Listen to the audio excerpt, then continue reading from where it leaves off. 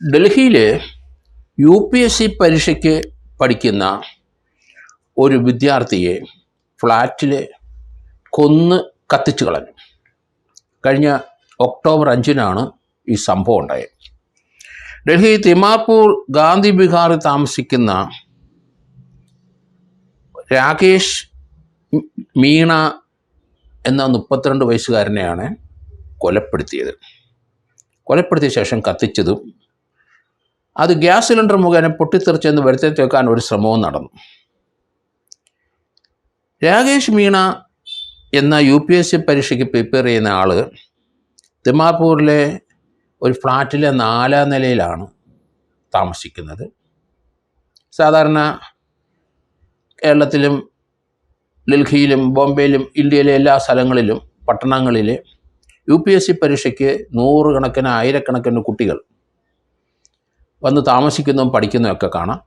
നല്ലൊരു ശതമാനം കുട്ടികൾ, ആൺകുട്ടികളും പെൺകുട്ടിയും പരിചയപ്പെട്ട് ഒന്നിച്ച് താമസമാക്കും. അതിനുശേഷം പല പല പ്രശ്നങ്ങളും ഡെവലപ്പ് ചെയ്യും. പിന്നെ വളരെ ആത്മഹത്യക്കും നാശത്തിനും അത് കാരണമാകും. തിരുവനന്തപുരം നഗരത്തിൽ ധാരാളം കുട്ടികൾ ഇതുപോലെയുണ്ട്. ഇതൊക്കെ നമ്മൾ മനസ്സിലാക്കണം. അതേ രീതിയിലുള്ള ഒരു കുട്ടിയുടെ കൊലപാതകവും അതിൻ്റെ കൊലപാതക ശേഷം ഡെഡ് ബോഡി കത്തിച്ചു കളയുന്നതുമാണ് ഡൽഹിയിൽ നമ്മളിപ്പം കണ്ടിരിക്കുന്നത്. ഡൽഹിയിലെ ഫ്ലാറ്റിൽ അവിടെ UPSC പരീക്ഷയ്ക്ക് പ്രിപ്പയർ ചെയ്യുന്ന രാകേഷ് മീണയുടെ ഒരു സുഹൃത്ത് വന്നു കയറി. അമൃത ചൗഹാൻ എന്ന 21 വയസ്സുകാരി, ചെറുപ്പക്കാരിയാണ്. അവൾ ഫോറൻസിക് ബിരുദധാരിണിയാണ്. അതോടൊപ്പം തന്നെ സ്ഥിരമായി ഇരുന്ന് TV-യിൽ അല്ലെങ്കിൽ ലാപ്ടോപ്പിലോ കൂടെയോ അല്ലെങ്കിൽ മൊബൈലിൽ കൂടെയോ ക്രൈം ത്രില്ലറാണ് മുഴുവൻ സമയം കാണുന്നത്. ഫോറൻസിക്കുകാരിയാണ്. ക്രൈം ത്രില്ലറും വെബ് സീരിയലും ഒക്കെയാണ്, മുഴുവൻ ക്രൈം റിലേറ്റഡ് ആയതാണ് ആ കുട്ടി കാണുന്നത്. ആ പെൺകുട്ടിയാണ് അമൃത. അവളാണ് ലിവിങ് ടുഗദറായിട്ട് ഈ UPSC പരീക്ഷയ്ക്ക് പഠിക്കുന്ന ആ രാകേഷ് മീണയുടെ ഒപ്പം താമസം തുടങ്ങി.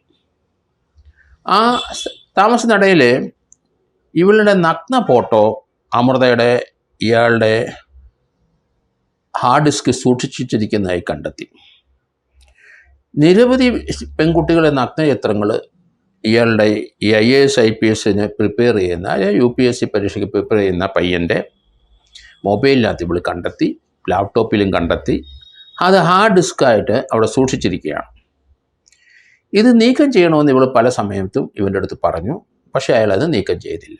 അയാളത് സൂക്ഷിച്ചു വെച്ചു രഹസ്യമായി. ഇവളുടെ മാത്രമല്ല, വേറെയും കുറേ അധികം സ്ത്രീകളുടെ 10-20 സ്ത്രീകളുടെ നഗ്ന ദൃശ്യങ്ങളാണ് സൂക്ഷിച്ചു വച്ചിരിക്കുന്നത്.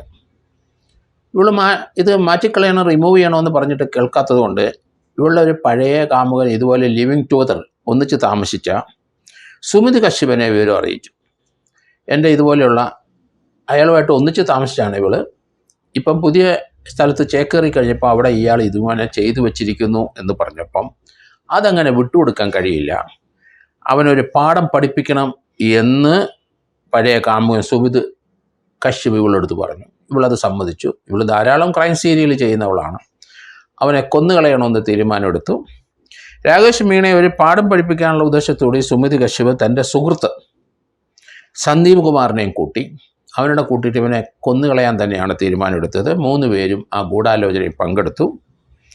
UPക്കാരി അമൃത ചൗഹാന് അവൾക്ക് ഫോറൻസിക് കുറേ കാര്യങ്ങളൊക്കെ പഠിച്ചിരിക്കുന്നത് കൊണ്ട് ഒരാളെ കൊന്നിട്ട് എങ്ങനെ അത് കത്തിച്ച് തെളിവ് നശിപ്പിക്കണമെന്ന് കുറേയൊക്കെ അവൾ പഠിച്ചു വച്ചിരിക്കുന്നു.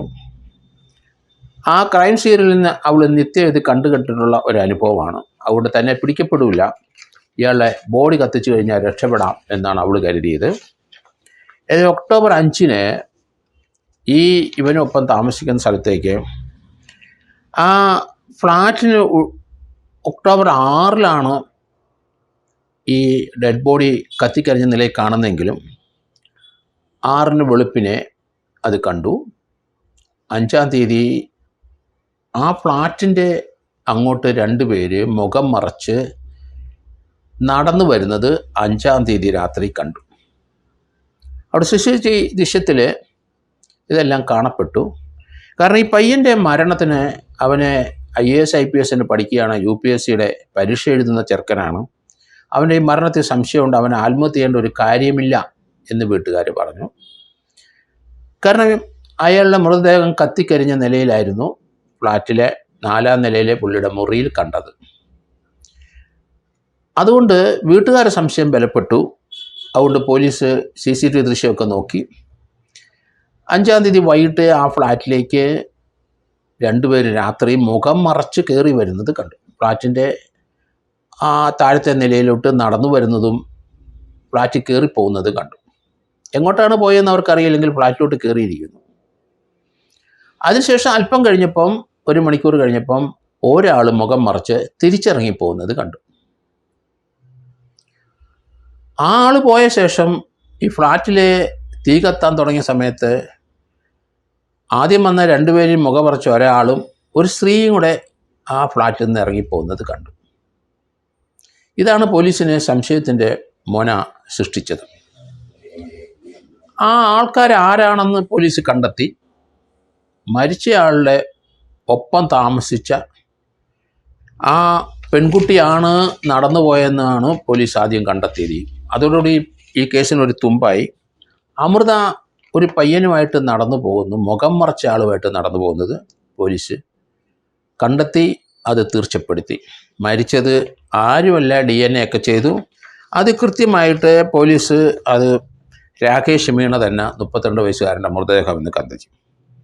കാമുകി അമൃത നടന്നു പോകുന്നതും അവളെ പോലീസ് കസ്റ്റഡിയിലെടുത്ത് ചോദ്യം ചെയ്തു. കുറ്റം സമ്മതിക്കുകയുണ്ടായി. കാരണം രാകേഷ് മീണയായിട്ട് താൻ ലിവിങ് ടുഗദർ ഒന്നിച്ച് താമസിക്കുകയായിരുന്നെന്നും അയാൾ തൻ്റെ നഗ്ന ഫോട്ടോകൾ എടുത്ത് ഹാർഡ് ഡിസ്ക് സൂക്ഷിച്ചുവെന്നും അത് റിമൂവ് ചെയ്യാൻ പറ്റാത്തതുകൊണ്ട് തൻ്റെ പഴയ കാമുകനെ വിളിച്ചു വരുത്തിയെന്നും ആ കാമുകൻ്റെ സുഹൃത്ത് അയാൾക്ക് സന്ദീപ് കുമാറിന് അയാളെ കൂടെ കൂട്ടിയെങ്കിൽ ഇയാളെ കൊല്ലാൻ കഴിയുള്ളൂ എന്ന് പറഞ്ഞപ്പം 2 പേരും മുഖം മറിച്ച് ആ ഫ്ലാറ്റിലെ 4ാം നിലയിലെത്തി. അവർ രാത്രി ഒരു മണിക്കൂർ കൊണ്ട് അയാളെ കഴുത്ത് ഞെരിച്ച് കൊന്നിട്ട് അവർ കൊല്ലാൻ എക്സ്പെർട്ടായ സന്ദീപ് കുമാർ അവിടുന്ന് ഒറ്റയ്ക്ക് നടന്നു പോയി. തൊട്ട് പിന്നാലെ ഇവർ വരുന്നതിന് മുമ്പ് ആ മുറിയിൽ അവർ കൊല്ലപ്പെട്ട് കിടക്കുന്ന രാകേഷ് മീണയുടെ ദേഹത്ത് അവർ കുറച്ചധികം നെയ്യൊഴിച്ചു, പെട്ടെന്ന് കത്താനായിട്ട് നെയ്യൊഴിച്ചു. അങ്ങനെയുള്ള ഷുഗർ, പഞ്ചസാര ഇട്ടു. അതിനുശേഷം അവർ ആ മുറിയിലെ ഗ്യാസ് തുറന്നു വിട്ടു. കാരണം സുഹൃത്തായ അമൃതയുടെ സുഹൃത്തിന് സുമിത് കശ്യപിന് ഗ്യാസ് സിലിണ്ടറുമായിട്ട് ബന്ധപ്പെട്ട ഒരു ജോലി സ്ഥലമായിരുന്നു. ഗ്യാസ് തുറന്നു വിട്ടാൽ എത്ര നേരം കൊണ്ടും ആ മുറിയിലെ ഗ്യാസ് നിറയും. അത് എപ്പോഴാണ് ഗ്യാസിൻ്റെ കുറ്റിക്കകത്തോട്ട് ആ തീ കയറി ബ്ലാസ്റ്റ് ചെയ്യുന്നത് എപ്പോഴാണ്, എത്ര സെക്കൻഡ് അല്ലെ എത്ര മിനിറ്റ് എടുക്കുമെന്ന് അവന് കണക്കൂട്ടി. അതനുസരിച്ച് ഇവർ ശരീരത്തിലെ നെയ്യും മറ്റും ഒഴിച്ച് അത് കത്തിച്ച ശേഷം ആ ഗ്യാസ് സിലിണ്ടർ തുറന്നു വിടുന്നതിന് തൊട്ട് മുമ്പ് അവർ മുറിക്ക് പുറത്തിറങ്ങി. മുറിയിലെ ഗ്യാസ് ഏകദേശം നിറഞ്ഞു എന്ന് തോന്നി. അപ്പോൾ ഒരു സിലിണ്ടർ ഇതിനകത്തോട്ട് തീ കയറുന്നതിന് തൊട്ട് മുമ്പ് ഇവർ വാതിൽ പൂട്ടി. അവരവിടുന്ന് പോവുകയും ചെയ്തു. ആ പോകുന്ന ദൃശ്യമാണ് നമ്മൾ കണ്ടത്. പോലീസ് ഈ ആളെ ലൊക്കേറ്റ് ചെയ്ത് കഴിഞ്ഞപ്പോൾ തന്നെ കൂടെ താമസിച്ച കാമുകി അമൃതയെ നോക്കിക്കഴിഞ്ഞപ്പം സംഭവത്തിൻ്റെ അന്ന് കത്തുന്ന ആ സമയത്ത് അവൾ മൊബൈൽ ഫോൺ സ്വിച്ച് ഓഫ് ചെയ്തതായിട്ടും കണ്ടു. പിന്നെ അവൾ ഓപ്പൺ ചെയ്തിട്ടില്ല ആ മൊബൈൽ ഫോൺ. പോലീസ് എന്തായാലും അവളെ കസ്റ്റഡിയെടുത്ത് ചോദ്യം ചെയ്തപ്പോഴാണ് കഥകളെല്ലാം പറഞ്ഞത്. അവൾ കൃത്യമായിട്ട് അത് ഓപ്പറേഷൻ രീതി എങ്ങനെയായിരുന്നെന്നും ഇവനെ കത്തിക്കുന്നതിന് മുമ്പ് ഇവർ ആ മുറി ഇയാളുടെ ദേഹത്ത് അവിടെ നെയ്യും അതുപോലെയുള്ള സാധനങ്ങളെല്ലാം പെട്ടെന്ന് കത്താനായിട്ട് അവൻ്റെ ദേഹത്ത് പരട്ടിയ ശേഷം ഇവർ ഗ്യാസ് തുറന്നിട്ട് പെട്ടെന്ന് മുറിയിൽ വെളിയിലിറങ്ങിയെന്നും ഗ്യാസ് മുറി നിറഞ്ഞെന്ന് കഴിഞ്ഞപ്പോൾ ഒരു ലൈറ്റർ ഉപയോഗിച്ചിട്ട് അങ്ങോട്ട് കത്തിച്ച് ഇട്ട ശേഷം ഒരു വാതിൽ പൊട്ടി പെട്ടെന്ന് നടന്ന് താഴത്തെ നിലയിലെത്തി നടന്നു പോവുകയായിരുന്നു. ആ മുറിയിലെ തീ ആളിക്കടന്ന ശേഷം ഗ്യാസ് കുറ്റി പൊട്ടിത്തെറിച്ചു. വലിയ തീപിടുത്തം ഉണ്ടായി. ഫയർഫോഴ്സ് വന്ന് കെടുത്തി. അപ്പോഴാണ് മുറിക്കുള്ളിൽ ഒരാൾ കത്തിക്കരിഞ്ഞ് കിടക്കുന്നത് കണ്ടത്. ഇത് ആത്മഹത്യയാണെന്ന് പ്രാഥമിക ദൃഷ്ടിയിൽ അവർക്ക് തോന്നിയെങ്കിലും പിന്നീട് വീട്ടുകാരുടെ പരാതി വന്നതോടുകൂടി ഇവർ തമ്മിലുള്ള ബന്ധങ്ങൾ ഇയാൾ ഒറ്റയ്ക്കല്ലായിരുന്നു എന്നും അവിടെ അമൃത എന്ന് പറഞ്ഞൊരു പെൺകുട്ടി 21 വയസ്സുകാരി കൂടെ താമസിച്ചിരുന്നു എന്നും അവൾ ഫോറൻസിക് ഡിഗ്രി ഉള്ളവളായിരുന്നെന്നും അവൾ ഈ ക്രൈം സീരിയലും വെബ് സീരിയലൊക്കെ കണ്ട് കേട്ട് കഴിഞ്ഞപ്പം അവളെ ആരും പിടിക്കില്ല എന്ന് അവൾ ധരിച്ചു. അങ്ങനെയാണ് ഈ കൊലപാതകത്തിലേക്ക് അവരെത്തുന്നത്. ധാരാളം കുട്ടികൾ ഇതുപോലെ ലിവിങ് ടുഗദറായിട്ട് പല സ്ഥലങ്ങളിലും ഹൈദരാബാദിലും ബോംബെയിലും പൂനെയിലും ബാംഗ്ലൂരും തിരുവനന്തപുരത്തും കൊച്ചിയിലൊക്കെ ഇങ്ങനെ താമസിക്കുന്ന മലയാളി കുട്ടികൾ ധാരാളം കുട്ടി.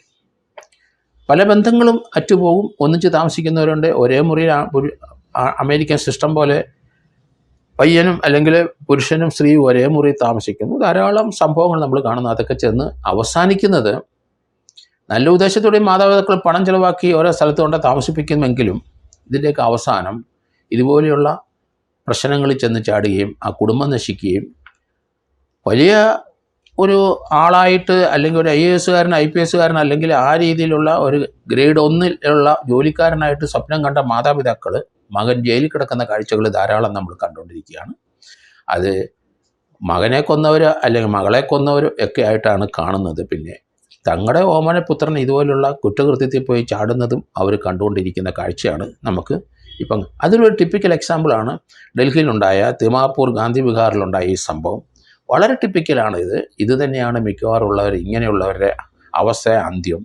കേരളത്തിലെ ജയിലുകളിലെല്ലാം ഇതുപോലെയുള്ള പ്രവൃത്തികൾ ചെയ്ത് ധാരാളം ചെറുപ്പക്കാർ കൊലപാതകത്തിലേക്കും അപ്പനെയും അമ്മയും കൊല്ലുന്നവരും അല്ലെങ്കിൽ സ്വന്തം സഹോദരങ്ങളെ കൊല്ലുന്നവരും അല്ലെങ്കിൽ ഇതുപോലെയുള്ള പ്രശ്നം ചാടി ഡ്രഗ്സ് അടിച്ചും കഞ്ചാവ് അടിച്ചും അവരുമായിട്ടുള്ള ശത്രുതയുള്ള സ്ത്രീകളെയും പുരുഷനെയും കൊല്ലുന്ന ചെറുപ്പക്കാരെയൊക്കെ നമ്മൾ കണ്ടുകൊണ്ടിരിക്കുകയാണ്. ധാരാളം പേര് കൊലക്കേസിന് പ്രതിയായി ഇപ്പം നമ്മുടെ എല്ലാ ജയിലുകളും നിറഞ്ഞതായിട്ടാണ് വരുന്നത്.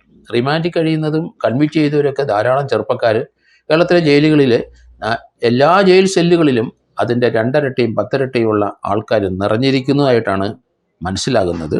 അതുകൊണ്ട് മാതാപിതാക്കളും ഇപ്പോഴത്തെ പഠിക്കുന്ന കുട്ടികളും എല്ലാം ശ്രദ്ധിക്കുക. ഇതുപോലെയുള്ള കാര്യത്തിൽ ചെന്ന് ചാടരുത്. ലിവിങ് ടുഗദറിൽ നിന്നൊക്കെ പിന്മാറണം. ഇന്ത്യയുടെ സംസ്കാരം അനുസരിച്ച് നമ്മൾ പെരുമാറാനും വിവാഹം കഴിക്കാനും ആ കുടുംബ പാരമ്പര്യം നിലനിർത്താൻ എല്ലാവരും ശ്രമിക്കുന്നതാണ് ഉത്തമമെന്ന് ഞാൻ കരുതുന്നു.